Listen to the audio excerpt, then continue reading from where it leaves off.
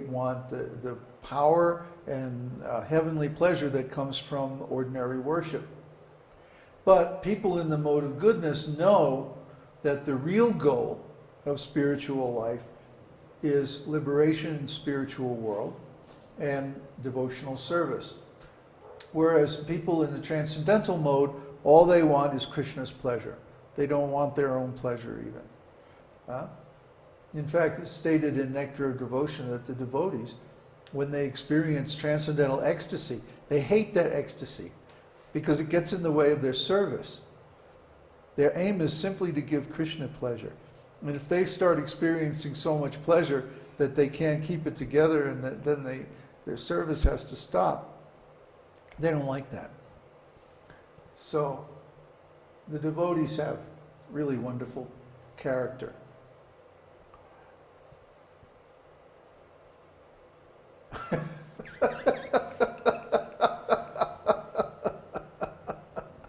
Yeah, I think there's some relationship there, Florian.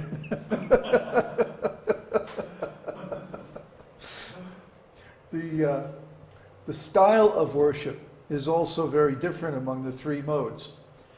You'll find people in the mode of ignorance are often atheistic and always very critical of people who are pious, as if they're less intelligent or something.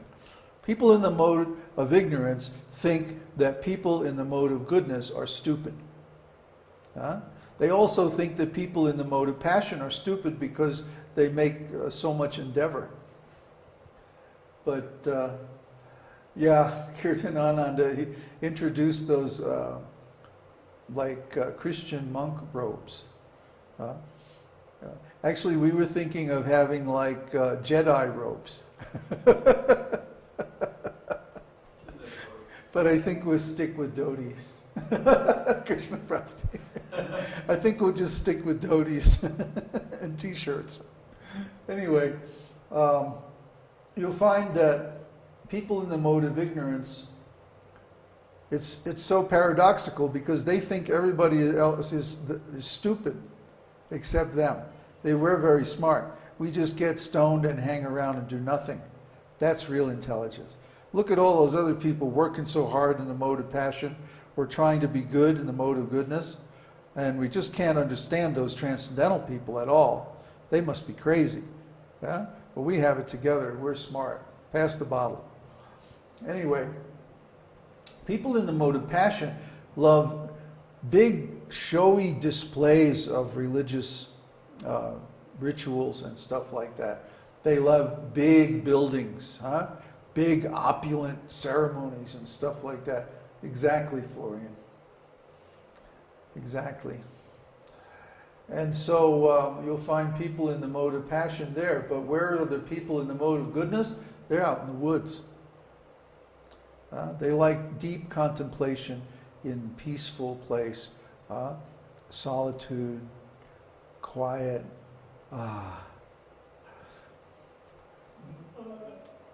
Someday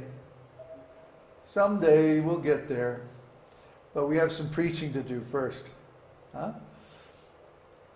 Whereas the person in the transcendental consciousness, simply whatever condition or situation they're in, they relish their loving relationship with Krishna.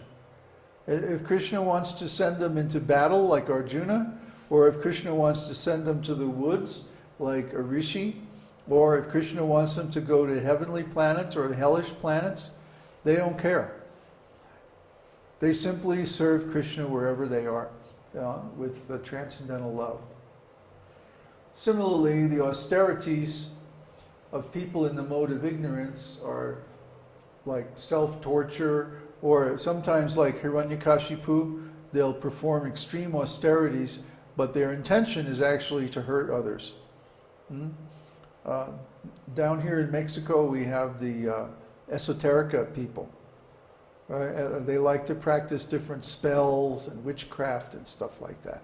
And there's even shops where you can get little statues of the Saint Death, Santo Muerte, and different strange substances and things for weird rituals that they do. This is in the mode of ignorance. But people in the mode of passion, they like to worship, ancestors, right. They worship their family members, they worship big, powerful men, they worship the dollar, huh? They worship, Bush. What's that? Bush. Bush? No, Bush. Oh, Bush. I thought you were talking French there for a minute. Fermez le bouche. Okay, out of pride, huh? They have tremendous pride. Whereas a person in goodness knows that real worship means regulating the senses. If you can regulate the senses and mind, always think of Krishna like that, then that results in spiritual elevation. Whereas the person in transcendental consciousness feels separation from Krishna, and because of that, they engage in preaching, trying to help others. They feel that I already have the greatest benediction. I already have the greatest benefit. I don't have to worry. Krishna's taking care of me. I want to help others. These are all from Bhagavad Gita. These sacrifice, charity, renunciation, spiritual vision, and understanding. These are taken almost word for word from Bhagavad Gita. So if you read those chapters, 16, or no, what is it? 14 through 18? Yeah, that describe the three modes. You have pretty much all of these already. I'm just going to ask if there are any questions on these. Self-explanatory. Well, I'll tell you what, Krishna Prapti, here's what's not self-explanatory. When I joined ISKCON in 1971 in Miami, I had read Bhagavad Gita.